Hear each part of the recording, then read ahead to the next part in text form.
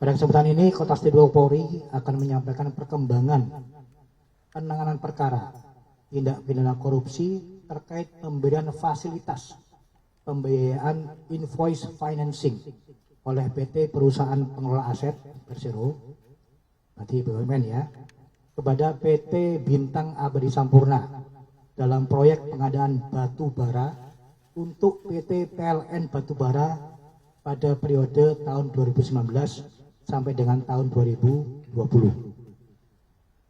Perkara ini menjadi perhatian serius karena menyangkut pengelolaan dana perusahaan milik negara yang seharusnya digunakan secara profesional, akuntabel, dan berorientasi pada kepentingan publik.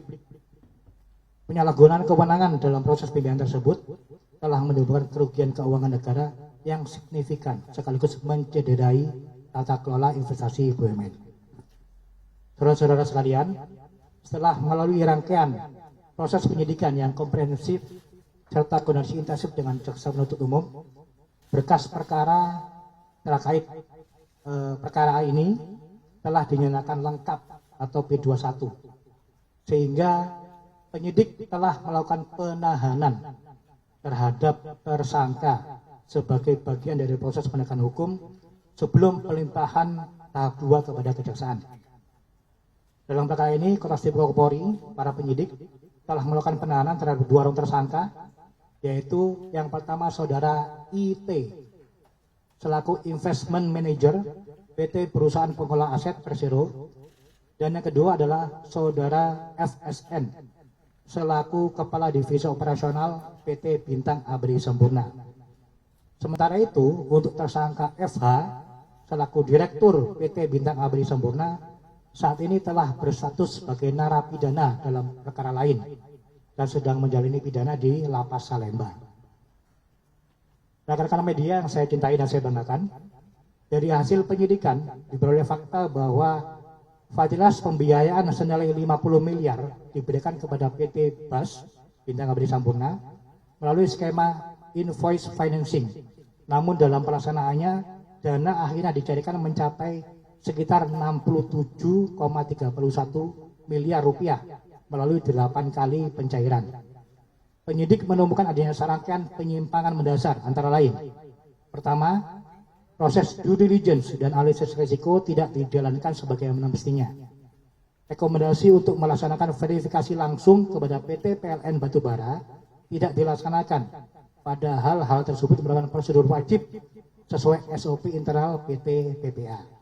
Kemudian kedua, dokumen invoice dan dokumen pendukung tidak diverifikasi keabsahannya, namun tetap dinyatakan telah memenuhi persyaratan sehingga menjadi dasar pencairan dana.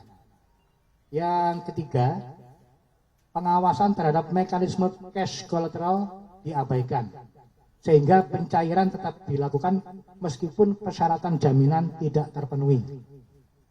Kemudian keempat, pada pencairan tahap akhir diduga dilakukan rekayasa rekening koran atau bank statement agar seolah-olah saldo rekening jaminan masih mencukupi, padahal kenyataannya tidak.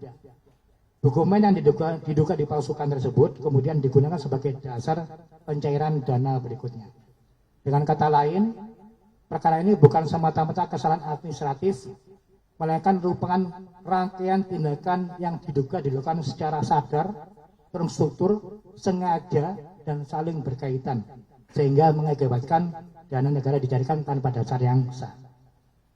Saudara-saudara sekalian, berdasarkan laporan hasil pemeriksaan investigatif kerugian keuangan negara oleh BPK RI, perbuatan para tersangka telah mengakibatkan kerugian keuangan negara sebesar 38,9 miliar rupiah. Nilai tersebut merupakan kerugian nyata yang timbul akibat penyimpangan dalam proses pembiayaan dimaksud. Dalam rangka optimalisasi aset recovery, penyidik telah melakukan penyitaan terhadap sejumlah aset berupa tanah dan bangunan milik para tersangka yang tersebar di Medan, Bekasi, Bogor, Samarinda, dan Sidoarjo dengan estimasi nilai sekitar 14,4 miliar rupiah. Penyitaan tersebut merupakan bagian dari upaya pemulihan kerugian keuangan negara sebagaimana diamanatkan dalam pemberantasan tindak pidana korupsi. rekan-rekan media sekalian, penanganan perkara ini menunjukkan bahwa penyimpangan dalam pembiayaan investasi BUMN tidak hanya berdampak pada kerugian keuangan negara, tapi juga berpotensi mengganggu tata kelola pembiayaan sektor strategis nasional, termasuk sektor energi. Oleh karena itu, kami, Kota Tipikor, tetap akan mengedepankan 3 fokus utama, yaitu menuntaskan penegakan hukum secara profesional, objektif, transparan, dan akuntabel, kemudian memulihkan kerugian keuangan negara melalui mekanisme aset recovery, dan yang ketiga, mengembangkan penyidikan apabila ditemukan keterlibatan pihak-pihak lain yang dapat dimintai pertanggungjawaban pidana. Kami menegaskan bahwa setiap orang memiliki tingkatan ataupun kedudukan yang sama di muka hukum, maka siapapun yang terlibat akan dapat disidik. Demikian kami sampaikan. Terima kasih atas perhatian rekan-rekan sekalian. Wassalamualaikum warahmatullahi wabarakatuh.